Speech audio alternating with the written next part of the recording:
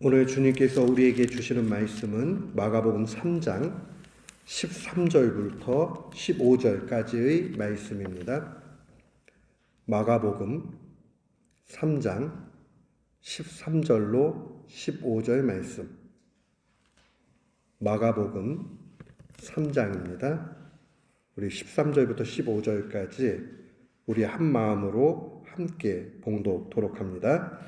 또 산에 오르사 자기가 원하는 자들을 부르시니 나온지라. 이에 12를 세우셨으니 이는 자기와 함께 있게 하시고 또 보내사 전도도 하며 귀신을 내쫓을 권능도 가지게 하려 하심이로라. 아멘.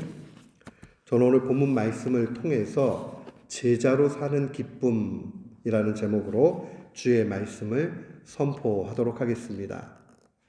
우리 오늘 어린이 설교 때에 안디옥 교회를 이야기했는데, 이 안디옥 교회의 두 번째 지도자로 세워진 분이 이그나티우스라는 분입니다. 근데 이 안디옥의 이그나티우스는 이 교회 역사가였던 유세비우스가 쓴 증언에 의하면 베드로의 제자였고, 또한 예수님께서 어린아이를 이 앞에 세우시고 말씀하실 때에 그 아이가 바로 이 이그나티우스였다라고 그렇게 증언을 합니다. 그런데 이 이그나티우스는 참 믿음이 좋은 사람이었어요.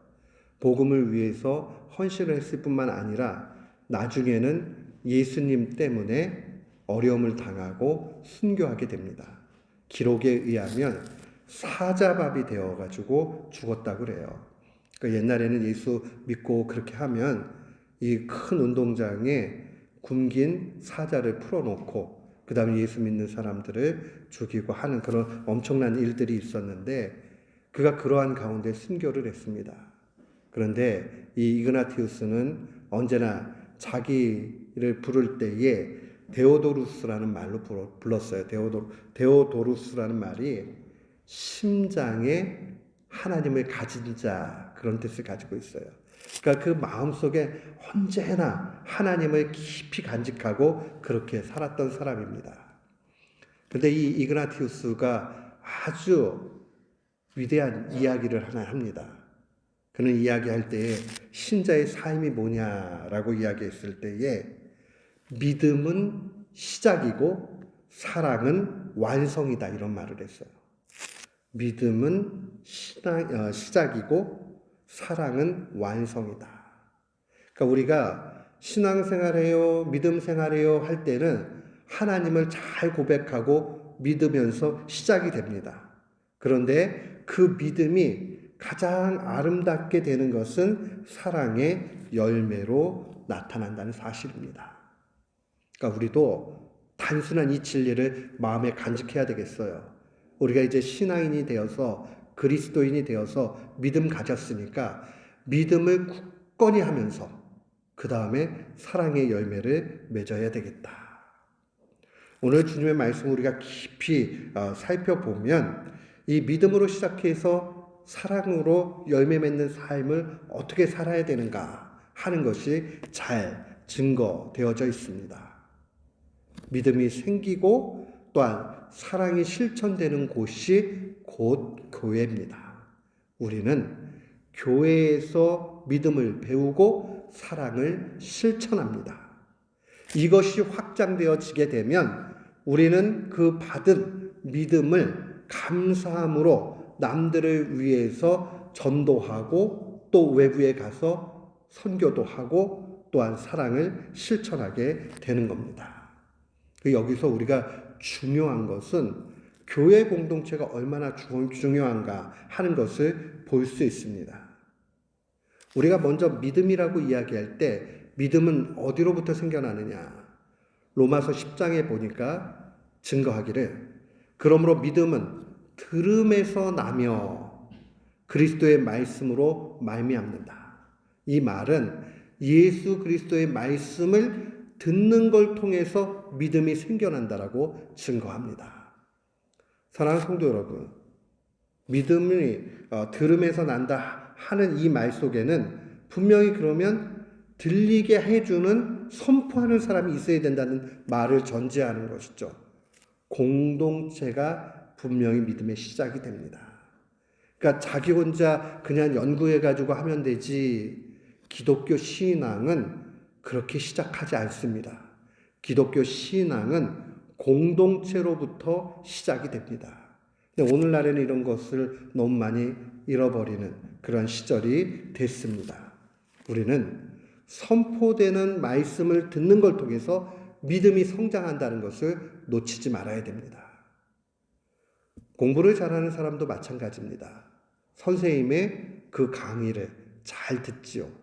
수업 시간에 잘 듣지 않는 사람이 공부를 잘하는 경우는 없습니다. 왜냐하면 그 수업 시간을 집중해서 들을 때에 많은 것을 얻게 되고, 이것을 기초로 해서 자기가 셀프 스터디 할 때에 조금 더 알게 되는 것이지, 그냥 듣지도 않고 자기 마음대로 그렇게 하면서 신앙이 성장되지 않습니다. 그렇기 때문에 우리가 교회 공동체 안에서 그리스도의 말씀을 듣는 이 일, 이것이 귀중하다 하는 것을 기억해야 됩니다. 그래서 성경에 대해서 증언할 때에 디모데후서 3장 14절은 이렇게 증거합니다. 너는 배우고 확신하는 일에 거하라. 배우고 확신하는 일, 우리의 확신, 흔들리지 않는 마음이 어디서 생겨나느냐?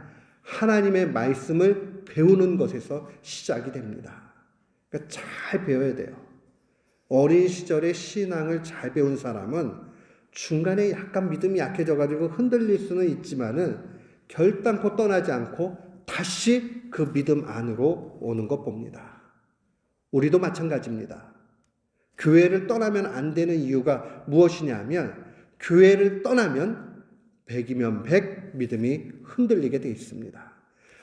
아무리 믿음이 좋았던 사람도 교회를 떠나게 되면 그 다음에 사탄이 공격할 때에 흔들릴 수밖에 없어요.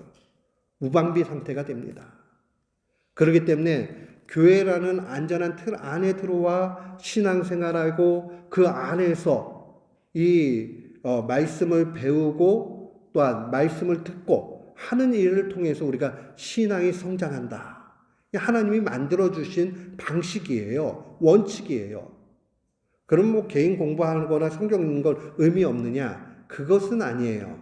그것은 예배에 충실히 참여하고 교회에 와서 공동체의 생활을 하고 하는 가운데서 집에 가서도 그게 확장이 되어질 때 의미가 있는 거예요. 나는 혼자 합니다. 교회 안 나옵니다. 이렇게 하는 것은 가장 위험한 신앙생활 가운데 하나입니다.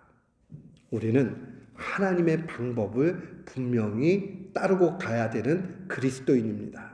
하나님은 우리에게 말씀하셨습니다. 교회의 틀 안에서 좋은 양식을 얻으라 라고 말씀해 주십니다. 그러니까 교회는 사람이 만든 것이 아니에요.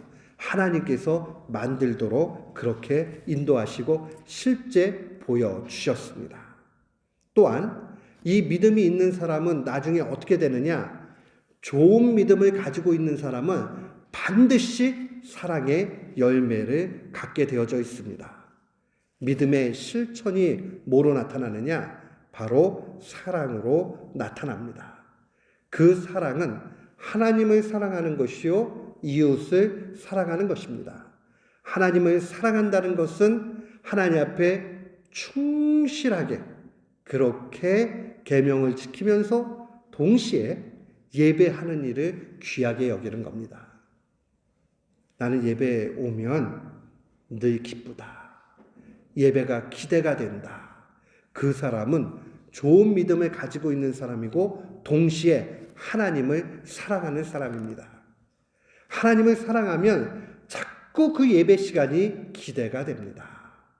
그리고 또 그 예배 시간에 와서 앉아있고 찬양하고 기도하고 말씀 듣고 하는 그 시간이 오늘 우리 교동문 읽은 것처럼 송이꿀보다도 더 달게 느껴집니다. 그리고 마음에 평안이 있습니다. 또한 이 사랑이 차고 넘치면 나도 모르게 자꾸 자꾸 남을 사랑하게 됩니다. 남을 사랑하는 최고의 모습 가운데 하나는 바로 용서해 주는 겁니다. 난 용서 못해. 그 사람은 더 열심히 기도하고 믿음이 성장해야 됩니다. 그리스도인들은 믿음이 좋아지면 좋아질수록 용서할 수 없는 사람도 용납합니다. 용서하는 게 얼마나 어려운데 그렇게 쉽게 얘기하세요. 용서는 제일 처음에 혜택을 받는 사람이 누구냐? 바로 자기 자신입니다. 미워하면 마음이 지옥불이 됩니다. 그러면 화가 납니다. 분노합니다. 그러면 그 사람 행복할 수 없어요. 그러나 주님의 사랑 때문에 누군가를 용납하게 되고 이해하게 되고 용서해 주게 되면 마음이 후련해집니다. 하늘의 평안이 오게 됩니다. 용서할 수 있는 사람은 믿음 좋은 사람입니다. 또한 이 믿음이 좋은 사람이 사랑을 열매 맺는 정말 귀한 일이 무엇이냐 하면 복음 전하는 것입니다. 복음을 전하는 사람은 그 상대방의 영혼까지 사랑할 때 가능합니다. 저 영혼이 저렇게 하면 지옥불에 떨어지는데 안 되는데 안타까운 마음이 있을 때 복음 전할 수 있습니다. 사랑이 없는 사람은 결단코 안타깝게 여기지 않습니다.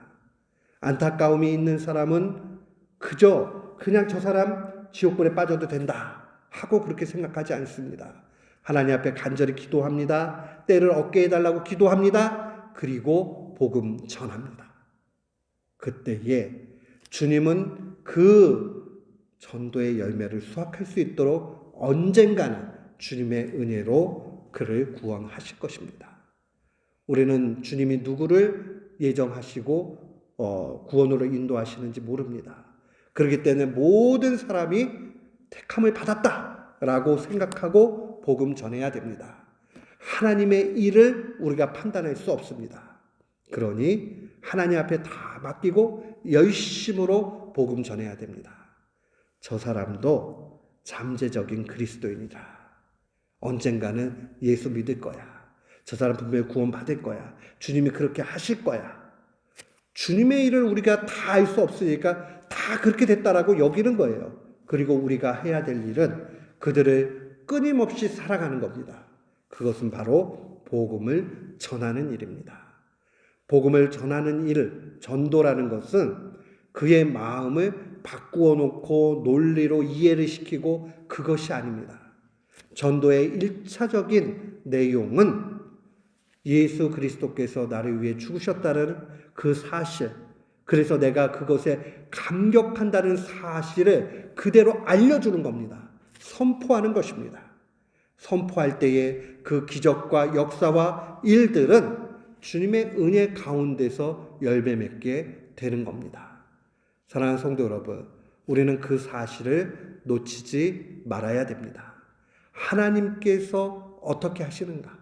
하나님께서 어떠한 역사로 인도해 주시는가 하는 것을 우리는 바라만 보고 나아가면 됩니다.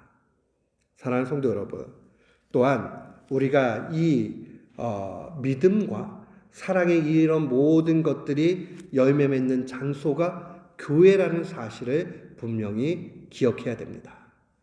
오늘 본문 메시지는 예수님께서 제자들을 부르시는데 그 부르심의 모임 자체가 교회였다는 사실을 분명히 알아야 됩니다.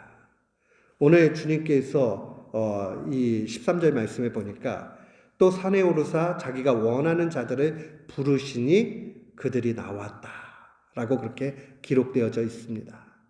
예수님이 이 팔레스타인 땅, 유대 땅의 위쪽에 갈릴리 지역에 계셨을 때입니다. 갈릴리 지역의 조금 높은 곳, 여기가 산이라고 표현은 됐지만 정확하게 어떤 곳인지는 알 길 없지만은 아마도 얕은 그러한 언덕 정도로 볼 수 있습니다. 이 북부 갈릴리의 한 지역에서 주님이 제자들을 부르고 계시는 거죠. 근데 이 광경이요, 누가복음 6장에로 기록되어져 있습니다. 근데 6장에는 이렇게 기록되어져 있어요. 이때 예수께서 기도하시러 산으로 가사 밤이 새도록 하나님께 기도하시고 밝음에 그 제자들을 부르셨다. 산에 왜 올라가신 거냐면요, 기도하려고 올라가신 거예요. 그리고 이 밝아질 때까지 우리 옛날 어른들 말씀으로 하면 철야 기도하신 거예요. 그러니까 새벽 기도도 주님이 하셨고 철야 기도도 주님이 하신 거예요. 예수님이 열심히 기도하십니다. 예수님은 하나님이기 때문에 기도 안 하셔도 돼요. 그러나 우리에게 신자가 어떻게 살아야 되는지를 꼼꼼하게 다 가르쳐 주시고 모범으로 보여주셨습니다. 밤새도록 기도하셨습니다. 뭐 하기 위해서요? 제자들을 이제 부르기 위해서 그렇게 기도하셨습니다. 그런데 오늘 마가는 증거할 때에 그 제자들이 어떠한 조건이 있었는가 하는 것을 알려줍니다. 제자가 되려면 주님이 조건이 있을 거 아니에요. 그 조건에 대해서 말씀하시는데 조건은 한 가지입니다. 예수님이 원하시는 자들을 부르셨다. 우리는 종종 이런 생각을 해요. 나 같은 사람이 주님의 제자 될 수 있는가? 또 나는 잘 못하는데 내가 뭘 할 수 있을까? 나는 어린데, 나는 아이인데 전혀 상관없어요. 주님은 주님의 기쁘신 뜻 가운데서 제자들을 부르신다는 사실을 기억해야 됩니다. 제자의 조건은 그들의 능력이나 그들의 가능성에 있는 것이 아니라 하나님의 기쁘신 뜻 가운데 있었다는 사실입니다. 여기에 우리의 첫 번째 기쁨과 감격이 있습니다. 그리스도인이 되었다는 것은 주님의 제자가 되었다는 말이에요. 그러니까 주님의 제자가 되었는데 왜 기쁘냐? 야, 너 보니까 얼굴이 잘생겼어. 너 보니까 키가 커. 너 보니까 힘이 세 보여. 너 머리가 좋아. 이런 조건으로 우리를 부르신 것이 아니라 하나님의 뜻 가운데서, 하나님의 기쁘심 가운데서 우리의 상황과 전혀 상관없이 주님께서 택해 주셨다는 사실입니다. 얼마나 감사해요. 우리에게 그 조건이 달려있다면 우리는 너무 힘들어요. 그러면 주님 제자가 되려면 머리 똑똑해야 되겠구나. IQ가 120은 넘어야 되겠구나. 예수님의 제자가 되려고 그러면 돈이 많아야 되겠구나. 지식이 많아야 되겠구나. 또 외모가 좋아야 되겠구나. 이렇게 된다면 얼마나 힘들어요. 그런데 그게 아니라 주님은 얼마든지 그런 것과 상관없이 한 사람 한 사람을 보시고 너는 내 제자라 하고 주님의 뜻 가운데서 부르신 거예요. 내게 기준이 있지 않고 예수님께 기준이 있다라는 것은 감격입니다. 오늘 예배 드리는 우리 모두가 다 그러합니다. 어른들이나 어린 아이들이나 많이 배우신 분들이나 조금 적게 배우신 분들이나 많이 가지신 분이나 아니나 건강한 분이나 약한 분이나 다 상관없어요. 그것이 아니라 주님이 기쁨 가운데서 한 사람 한 사람을 부르셨다는 것에 우리는 감격해야 됩니다. 그렇다면 예수님이 오늘 제자들을 부르니까 제자들이 그 산으로 다 모였거든요. 그런데 왜 예수님께서 12제자를 부르셨는가? 오늘 14절에 상반절 말씀 보니까 이에 12를 세우셨으니 이는 자기와 함께 있게 하시고, 이 말이 또 은혜가 돼요. 당신과 함께 있으시려고 12를 부르셨다. 이 말은 주님께서 함께 계시면서 공동체를 이루고 그 공동체가 교회인 것을 보여주기 위해서 모이게 하신 겁니다. 제자들은 언제나 예수님과 더불어서 같이 다녔어요.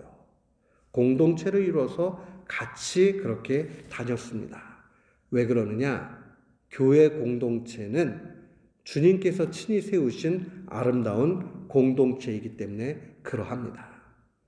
교회에 대해서 바울 사도는 예수님이 죽으시고 하늘에 오르신 다음에 이렇게 교회에 대해서 증거합니다. 에베소서의 말씀입니다. 또 만물을 예수님의 발 아래 복종하게 하시고 예수님을 만물 위에 교회의 머리로 삼으셨느니라. 교회는 예수님의 몸이니 만물 안에서 만물을 충만케 하시는 이에 충만함이라. 그러니까 교회를 우리가 생각할 때 쉽게 생각하면 교회의 머리는 예수님이에요.